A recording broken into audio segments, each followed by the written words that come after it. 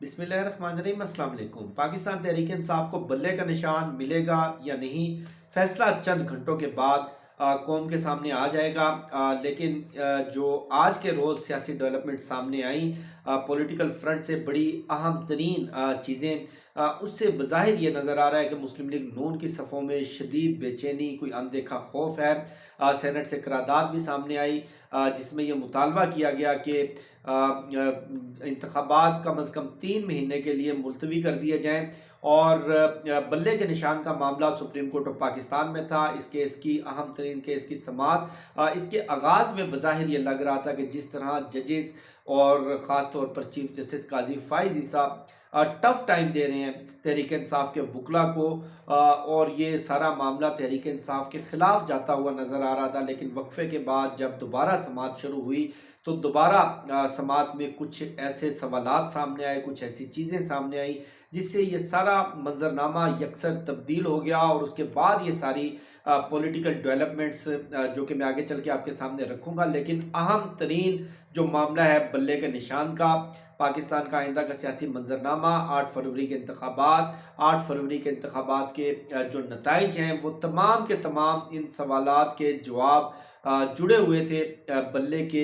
نشان سے، کہ اگر بلے کا نشان تحریک انصاف کے پاس ہوتا ہے تو منظرنامہ کچھ اور ہوگا، اگر تحریک انصاف کے پاس بلے کا نشان نہیں ہوتا تو مسلم لیگ نون بظاہر ڈرائیونگ سیٹ پر نظر آ رہی تھی، ڈرائیونگ سیٹ پر نظر آ رہی ہے آئندہ کے سیاسی منظرنامے میں۔ بہرحال آج کی سماعت سے یہ 99% کنفرم ہو چکا ہے کہ کل یعنی کہ 20-22 گھنٹے کے بعد پاکستان تحریک انصاف کو بلے کا نشان واپس مل جائے گا۔ یہ پشاور ہائی کورٹ کے فیصلے کے خلاف الیکشن کمیشن آف پاکستان نے سپریم کورٹ میں یہ اپیل دائر کی تھی۔ پشاور ہائی کورٹ کے 2 رکنی بینچ نے الیکشن کمیشن کا نوٹیفیکیشن معطل کر کے بلے کا نشان تحریک انصاف کو واپس دے دیا تھا، اور آج جب الیکشن کمیشن کے وکیل نے دلائل شروع کیے تو بڑا حیرانگی کا عالم تھا کہ مخدوم علی خان جو پاکستان کے مہنگے ترین وکیل سمجھے جاتے ہیں، کروڑوں سے کم میں وہ فیس نہیں لیتے، ان کو ہائر کیا الیکشن کمیشن آف پاکستان نے، اور انہوں نے بڑے شاندار دلائل دیے، اور جس طرح تھورولی تحریک انصاف کے آئین کو پرکھا گیا، تحریک انصاف کے آئین کو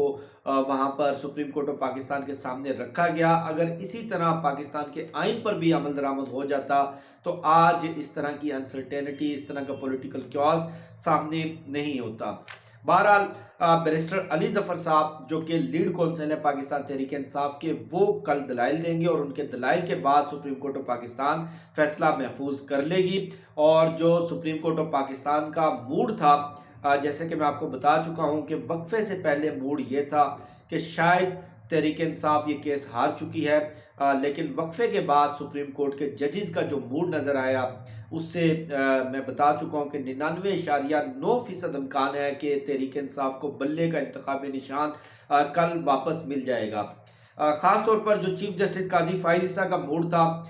کچھ اہم ترین سوالات دیگر ججز نے بھی الیکشن کمیشن کے وکلا کے سامنے، ان کے حکام کے سامنے رکھے، لیکن قاضی فائز عیسیٰ کا جو سب سے اہم ترین سوال تھا اس کیس میں، کیا election commission P T I کے ساتھ امتیازی سلوک تو نہیں برت رہی، یہ اہم ترین سوال، یہ ہم نے دیکھنا ہے، اس کا ہم نے جائزہ لینا ہے، اور یہ بھی بتایا جائے کہ دیگر سیاسی جماعتوں کے ساتھ بھی کوئی ایسا ہی سلوک روا رکھا گیا جس طرح کا تحریک انصاف کے ساتھ سلوک کیا گیا، خاص طور پر انٹرا پارٹی انتخابات کے معاملے پر، کیا دیگر سیاسی جماعتوں کو بھی اسی طرح نوٹس جاری کیے گئے، کیا ان کے بھی انٹرا پارٹی انتخابات کو، ان کے پارٹی آئین کو اسی طرح تھورولی دیکھا گیا، تمام تر باریکیاں دیکھی گئیں، یہ جسٹس قاضی فائز عیسیٰ کا سوال تھا۔ اور اس کے ساتھ ساتھ جو اہم ترین سوال اور آبزرویشن قاضی فائز عیسیٰ کی سامنے آئی وہ یہ تھی کہ الیکشن کمیشن آف پاکستان کا رویہ جب تحریک انصاف حکومت میں تھی اس وقت کچھ اور تھا، بڑا نرم رویہ تھا، اور جب پاکستان تحریک انصاف کی حکومت ختم ہوگی اس کے بعد الیکشن کمیشن آف پاکستان کا رویہ تحریک انصاف کے ساتھ بڑا سخت ہو گیا، اور ہم اس چیز کا جائزہ لیں گے۔ اور الیکشن کمیشن آف پاکستان نے تحریک انصاف کے ساتھ جو خط و خطابت کی تھی، جو کہہ لیں کہ کمیونیکیشن ہوئی تھی پاکستان تحریک انصاف کے ساتھ انٹرا پارٹی انتخابات کے معاملے پر، وہ تمام خطوط سپریم کورٹ کے سامنے رکھے گئے، اور ان خطوط کا جائزہ لینے کے بعد یہ آبزرویشن چیف جسٹس قاضی فائز عیسیٰ کی جانب سے سامنے آئی کہ ان خطوط سے بظاہر یہ لگتا ہے کہ جب تحریک انصاف حکومت میں تھی بڑا نرم رویہ تھا اور بہت ساری چیزیں نظر انداز کی جا رہی تھی، اب یہ رویہ بظاہر سخت نظر آ رہا ہے۔ اسی طرح مسرت حلالی صاحبہ جو کہ فاضل جج ہیں سپریم کورٹ آف پاکستان کی، انہوں نے بڑا ایک اہم سوال کیا، کیا باقی جماعتوں کو بھی انٹرا پارٹی انتخابات کے لیے ایسے ہی نوٹس جاری کیے گئے؟ کیا ان کو بھی ایسے ہی فورس کیا گیا؟ کیا ان کے انٹرا پارٹی انتخابات کا بھی اسی طرح باریک بینی سے جائزہ لیا گیا؟ اس پر جو ریکارڈ ہے وہ آپ ہمارے سامنے رکھیں۔ اور جو جسٹس محمد علی بزر صاحب کا یہ سوال تھا، یہ آبزرویشن تھی کہ بلا مقابلہ منتخب ہونے والی جو روایت ہے، کیا یہ صرف تحریک انصاف میں ہی ہے کہ الیکشن کمیشن کا اعتراض ہے کہ تمام کے تمام امیدوار بلا مقابلہ منتخب ہو گئے، ان اپوز منتخب ہو گئے، اور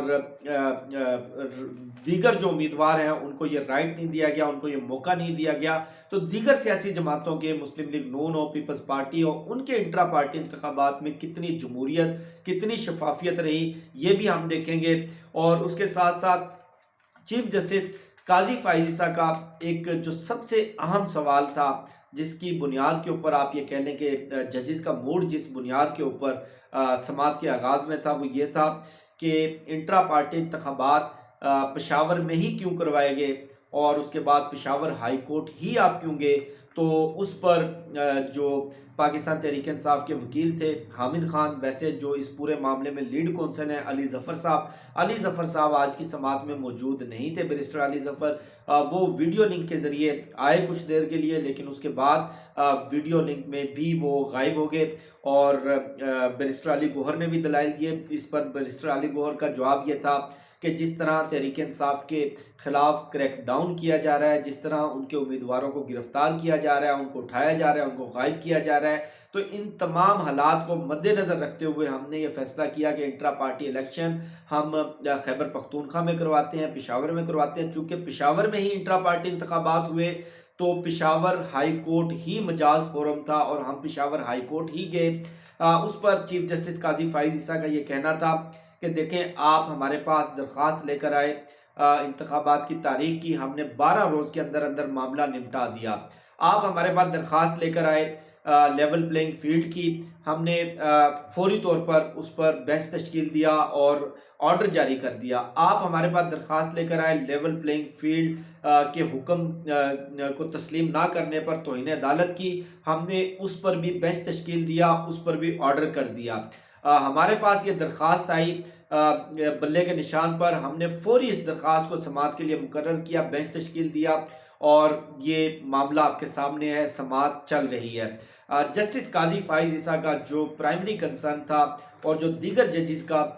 جو بظاہر موڈ لگ رہا تھا، وہ یہ تھا کہ کہیں ایسا نہ ہو کہ اگر بلے کا نشان پاکستان تحریک انصاف سے واپس لے لیا جاتا ہے، ایک نئی لیٹیگیشن شروع ہو جائے گی، نئی درخواستیں آنا شروع ہو جائیں گی، تو 8 فروری کے جو انتخابات ہیں، 8 فروری کا الیکشن کہیں پوسٹ پون نہ ہو جائے، یہ مزید کہیں کہنے کے تاخیر کا شکار نہ ہو جائے۔ اس نقطے کو، اس بات کو مد نظر رکھتے ہوئے سماعت میں جب وقفہ ہوا، وقفے کے بعد ان کا موڈ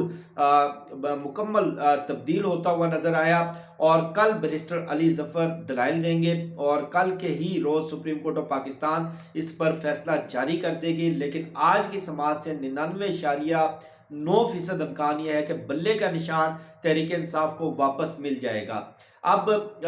آپ دیکھیں، ڈاٹ کے ساتھ ڈاٹ کنیکٹ کریں، چیزوں کو سمجھنے کی کوشش کریں کہ جب یہ سماعت شروع ہوئی اس وقت تک شہر اقتدار میں، پاکستان کے سیاسی منظرنامے میں کوئی اتنی بے چینی یا انسرٹینٹی یا کوئی ایسا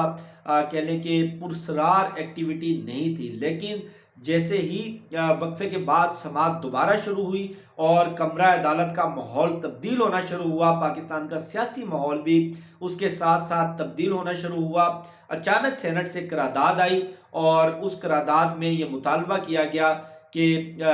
चूंकि सिक्योरिटी के हालात पाकिस्तान में ठीक नहीं है, दहशतगर्दी के हमले बहुत ज़्यादा बढ़ चुके हैं, तो इंतखाबात को कम अज़ कम 3 महीने के लिए पोस्टपोन किया जाए। उसके साथ साथ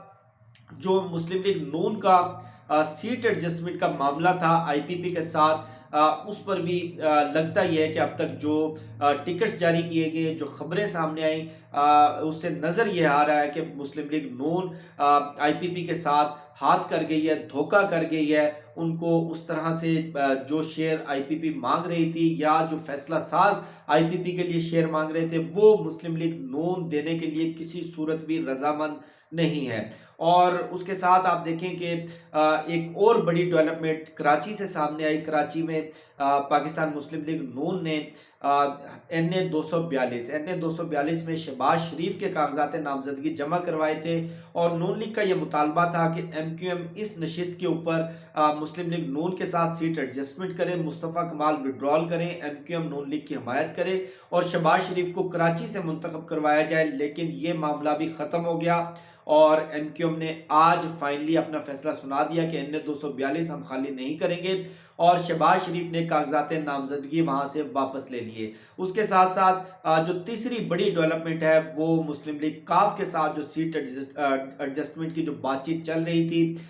वो ख़त्म हो गई है और मुस्लिम लीग काफ ने नून लीग के साथ सीट एडजस्टमेंट करने से इनकार कर दिया है। अब ये चैप्टर भी क्लोज हो चुका है। इन तमाम खबरों को, इन तमाम डेवलपमेंट्स को सामने रखते हुए आप थोड़ा सा सियासी मंजरनामा समझने की कोशिश करें कि मुस्लिम लीग नून जिससे ये मुतालबा किया जा रहा था कि किसी भी तरह, किसी भी सूरत आपने आईपीपी को एडजस्ट करना है, उनके साथ पावर शेयरिंग करनी है और केक के अंदर आपने हिस्सा बकदरे जुस्सा जितना हमारा मुतालबा है उतना आपने आईपीपी के साथ भी शेयर करना है। लेकिन नून लीग इस बात के ऊपर, इस नुक्ते पर रजामंद नहीं हुई और आप आईपीपी वाले मामले को पॉलिटिकल कॉन्टेक्स्ट में हरगिज मत देखें। आईपीपी के मामले को आप ज़रा एस्टेब्लिशमेंट के लेंस से देखें कि जिनके कहने पे लोगों ने तहरीक इंसाफ छोड़ी, जिनके कहने पर प्रेस कॉन्फ्रेंस की, जिनके कहने पर आईपीपी में शामिल हुए, ये सारा सियासी मेला सजाया गया, ये सारा सियासी गुलदस्ता इकट्ठा किया गया, एक सियासी जमात तश्कील दी गई। कोई तो वादे वईद होंगे, कुछ तो यकीन दहानियाँ करवाई गई होंगी। जब वो यकीन दहानियाँ, वादे वईद पूरे नहीं होंगे तो अल्टीमेटली जो लोग तहरीक इंसाफ छोड़कर गए थे या जिन लोगों ने प्रेस कॉन्फ्रेंस की थी या जिन लोगों ने तहरीक इंसाफ को नुकसान पहुंचाने के लिए धोखा किया था और आईपीपी में बाद में शामिल हुए, जब उनको पावर में पावर शेयर नहीं मिलेगा, हिस्सा बकदरे जुस्सा नहीं मिलेगा, तो सबसे ज़्यादा दबाव एस्टेब्लिशमेंट पर आएगा। मुझे बज़ाहिर ये लग रहा है कि इस नुक्ते पर, इस मामले पर मुस्लिम लीग नून के साथ